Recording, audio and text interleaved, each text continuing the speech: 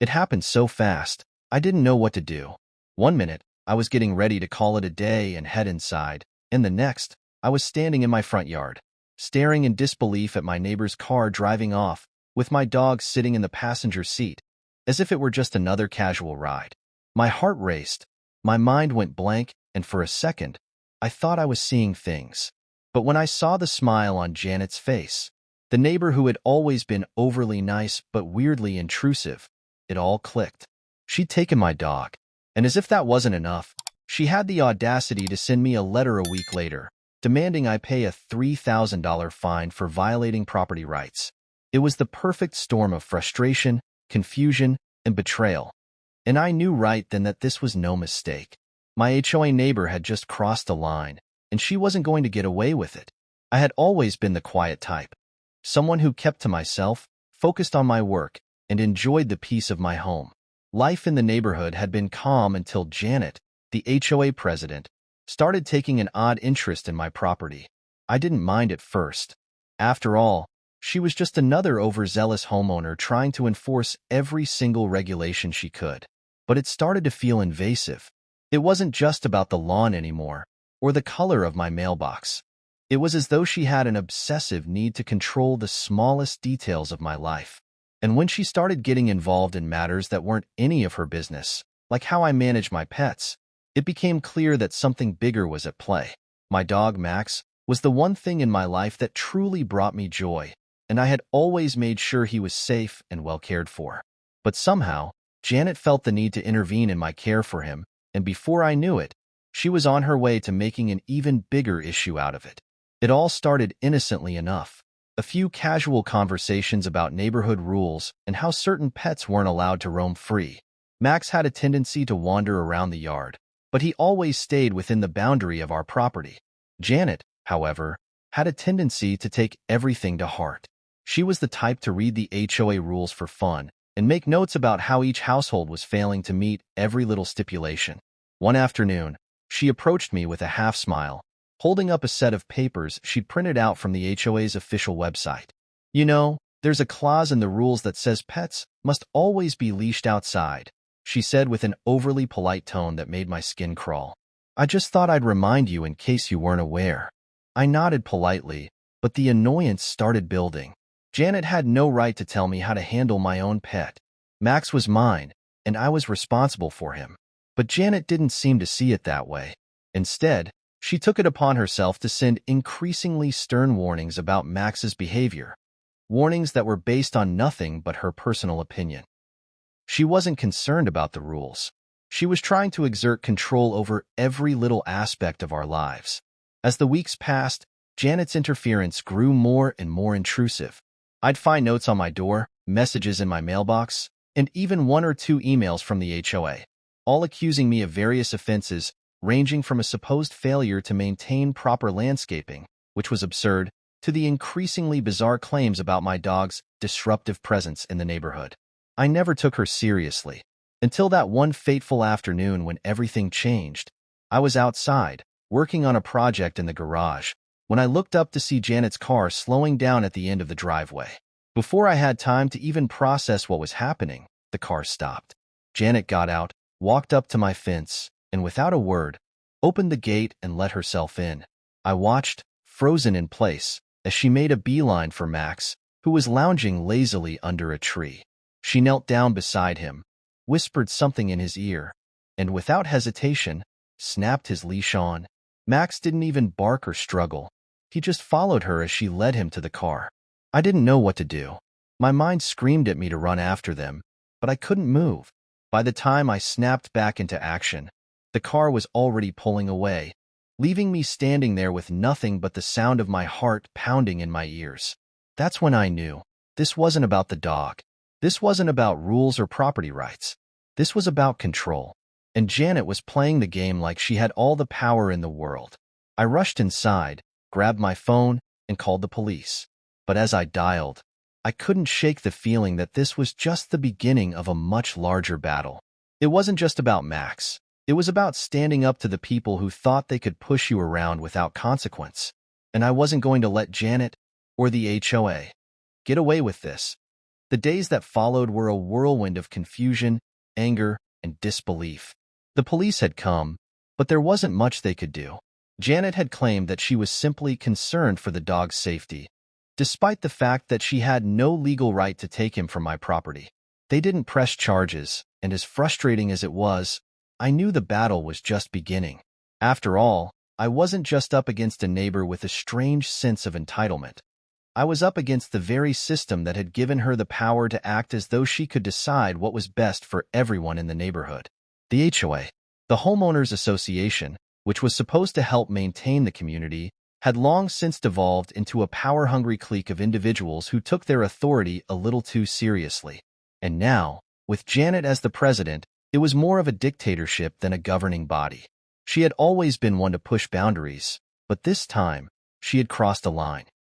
The real shock came when I received a letter in the mail, a thick envelope that looked official and daunting. As soon as I saw the HOA logo at the top, I felt a cold knot tighten in my stomach. This wasn't just a simple notice about my yard or some minor infraction. It was a fine, a $3,000 fine to be exact, for allegedly violating property rights. My first instinct was to laugh in disbelief, but the more I read, the angrier I became. According to the letter, Janet had somehow convinced the board that I had violated HOA regulations by allowing my dog to roam free, even though Max had always been confined to our yard.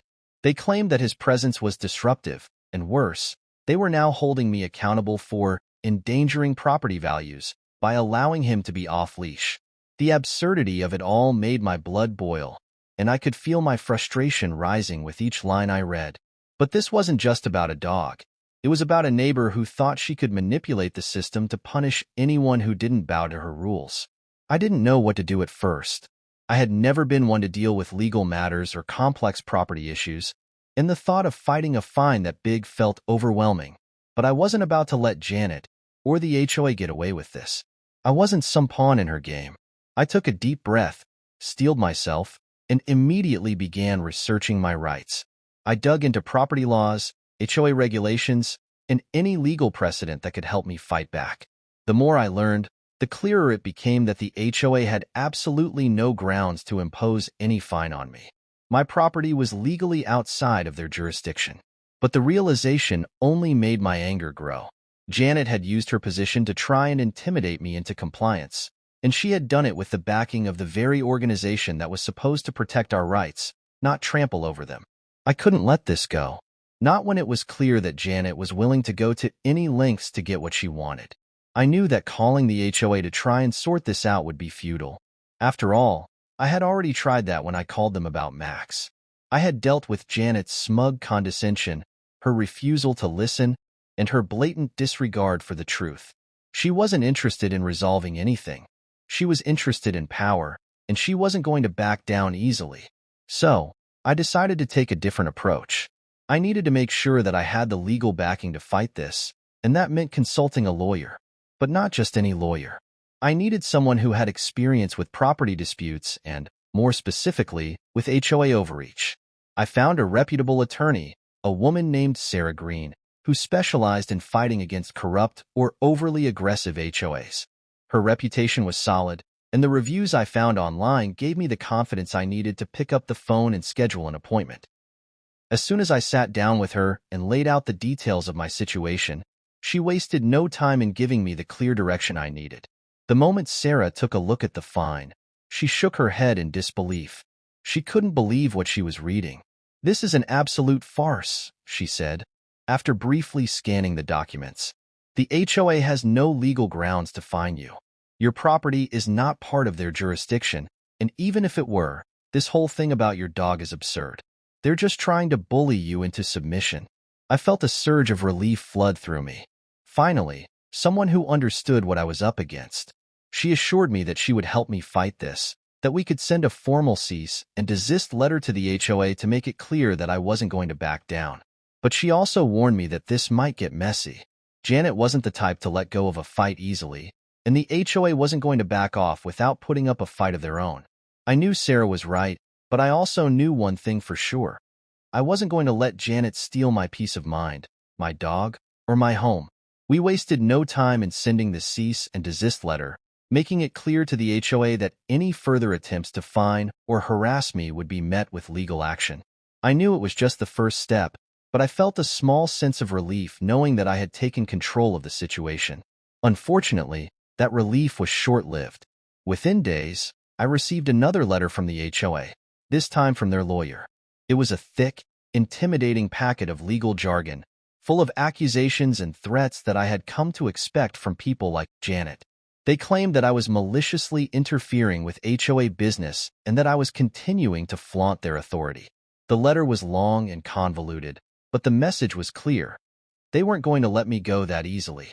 And I realized, as I held the letter in my hand, that this wasn't just about Max anymore. This had turned into a battle of wills, and I was ready to fight. As the days passed, the tension between me and the HOA grew increasingly unbearable. Each new letter felt like a punch to the gut, and I could feel my nerves fraying with every passing moment. Janet's influence over the HOA was undeniable, and she seemed to be using every trick in the book to try and wear me down. She had the backing of the board, and it was becoming clear that they weren't going to let me off the hook without a fight. The fines continued to pile up, and they grew more aggressive with each notice. It was as though they were trying to drown me in paperwork, hoping that the sheer volume of it would force me to give in. But I wasn't going to back down. I had spent too long getting to this point, and I wasn't going to let someone like Janet push me around. Not now. Not ever. It didn't help that the neighbors, once friendly and supportive, had begun to distance themselves. I could feel the shift in the air whenever I walked through the neighborhood. People who used to wave at me now avoided eye contact, quickly looking away as if they were afraid of being associated with me. The whispers behind closed doors had started, and it seemed that Janet was using her position to turn the community against me. She had started spreading rumors, painting me as the bad guy in this whole ordeal. I didn't know exactly what she was saying, but the effect was undeniable. I had gone from being just another neighbor to being the pariah of the neighborhood. It was a strange and isolating feeling, but I refused to let it shake me. I had my dog, my home, and the determination to fight for both. Then, just when I thought things couldn't get worse, they did. It started with the car. I was outside one afternoon, taking a break from the constant flood of paperwork, when I noticed a black sedan parked across the street. The driver wasn't doing anything suspicious, just sitting in the car with the engine running, but something about the whole scene felt off. I didn't recognize the car, and the driver didn't seem to be in any hurry to leave. At first, I chalked it up to coincidence, but as the days went on, it became a regular occurrence. Every time I stepped outside, there it was, parked in the same spot, the same driver behind the wheel, staring at my house. It was unsettling, to say the least, and I began to wonder if Janet had enlisted someone to keep an eye on me. Was this some sort of intimidation tactic? A way to make me feel paranoid, like I was constantly being watched? The thought made my skin crawl, but I tried to push it out of my mind. I had more important things to worry about, like the ongoing legal battle with the HOA. But then the stakes were raised. One afternoon, while I was out in the yard, a group of men in uniforms appeared at the end of my driveway.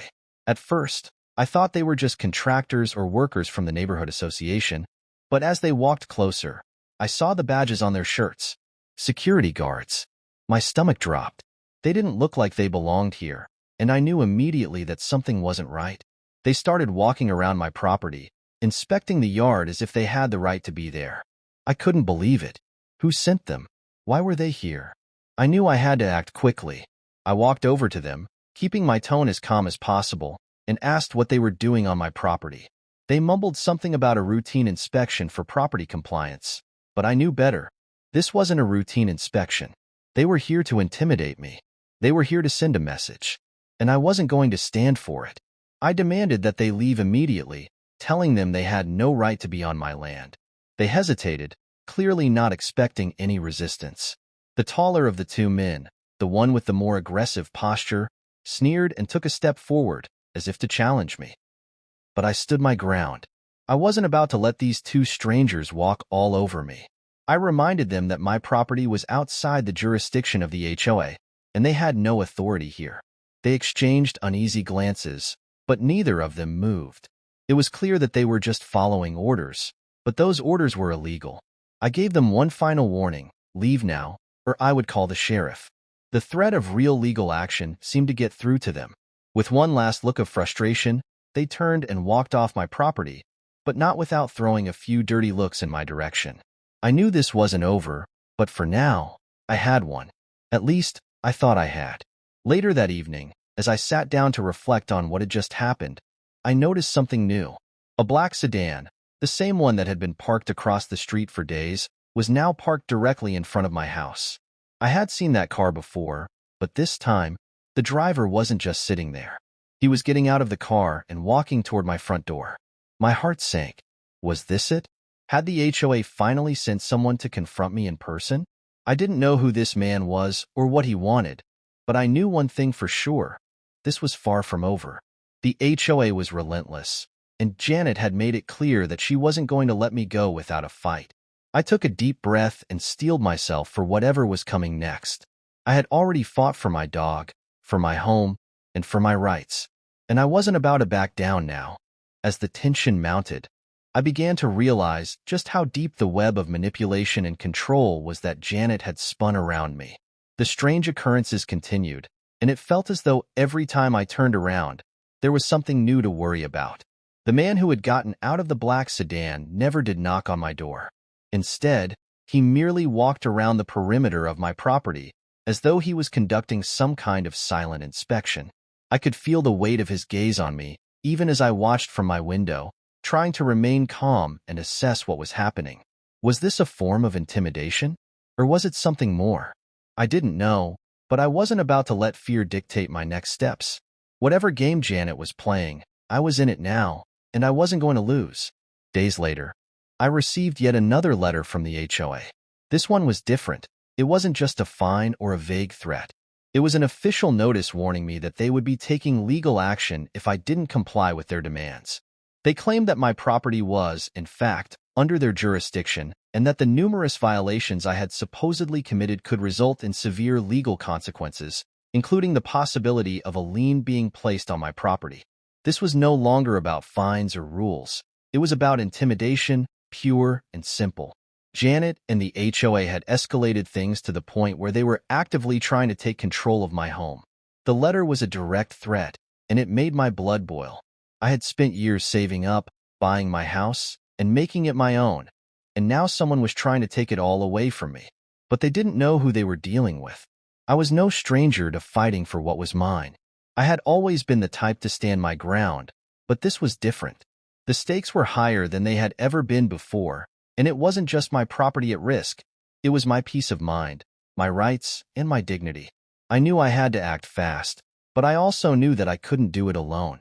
I needed a strategy. I needed to hit them where it would hurt. I called Sarah Green again, explaining the new developments, and she immediately sprang into action. We weren't just going to sit back and let the HOA push me around. Sarah laid out a plan, advising me to take the offensive and file a formal complaint against Janet and the HOA, accusing them of harassment and overreach. The thought of filing a complaint against the HOA president herself seemed daunting, but it felt like the only option left. If I didn't fight back now, I might lose everything. Sarah and I worked tirelessly on the paperwork, making sure every detail was in order. The legal arguments were sound, and I felt confident that we had a strong case. But I knew that Janet and her board wouldn't go down without a fight. The power dynamic had shifted, and now it was a war of attrition. The HOA had the resources, the connections, and the time to drag this out for as long as they wanted, but I had something they didn't. I had determination. I had the truth on my side, and I wasn't going to let Janet's manipulation break me. It wasn't just about winning a legal battle. It was about sending a message. I had to make sure that no one else in the neighborhood would have to go through what I was facing. This wasn't just about me. It was about standing up for what was right, even when the odds were stacked against you. The next few weeks felt like a blur of legal meetings, document signings, and tense conversations. The more I pushed back, the more the HOA retaliated. Janet began to make personal attacks against me, spreading rumors about my intentions and painting me as a troublemaker. It was her way of turning the community against me, making everyone believe that I was the one causing the unrest. But I refused to back down. I refused to let her win. And eventually, I started to see cracks in her armor. The other neighbors, those who had once looked away or stayed silent, began to notice the truth. They could see how manipulative and power-hungry Janet really was. Slowly but surely, people started speaking up, offering their support, and reaching out to me privately. It was a small but powerful shift, and it gave me the strength I needed to continue the fight. The more people who stood with me, the harder it would be for Janet to isolate me and make me the villain in her little game. One afternoon, I received a call from Sarah with some good news. The formal complaint had been filed, and the HOA had been served with a cease and desist order. It was a major victory. The board members were forced to stop their harassment, at least temporarily. But Janet wasn't one to back down easily. She still had her claws in the HOA, and I knew she would be looking for any opportunity to regain control. But for now, I could breathe. For the first time in weeks, I felt a sense of relief.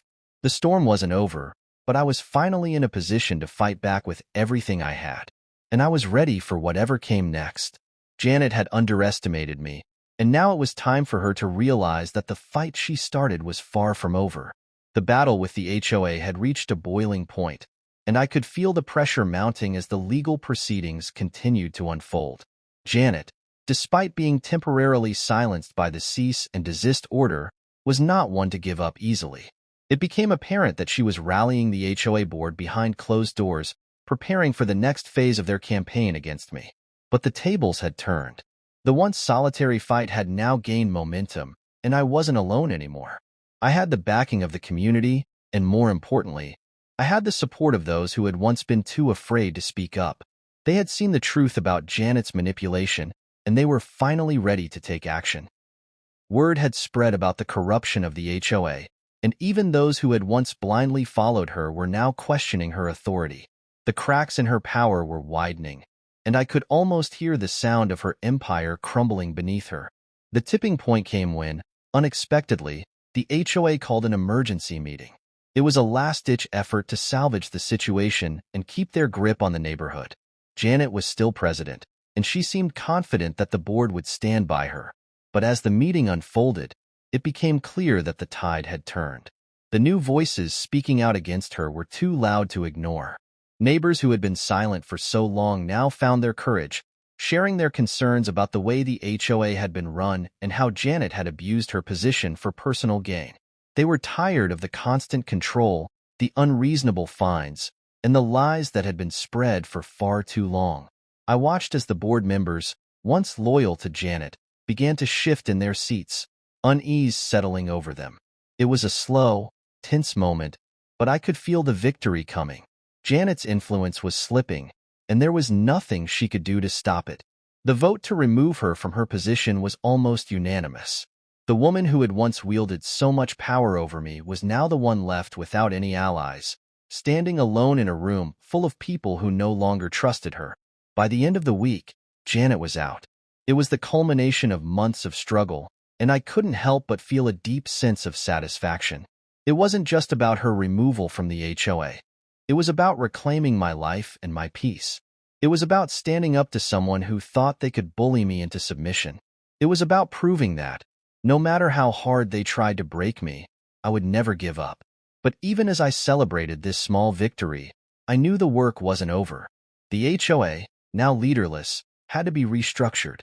Russell, a neighbor who had always been a reasonable and quiet figure, was elected as the new president. He wasn't the kind of person who cared about petty control or using power for personal gain.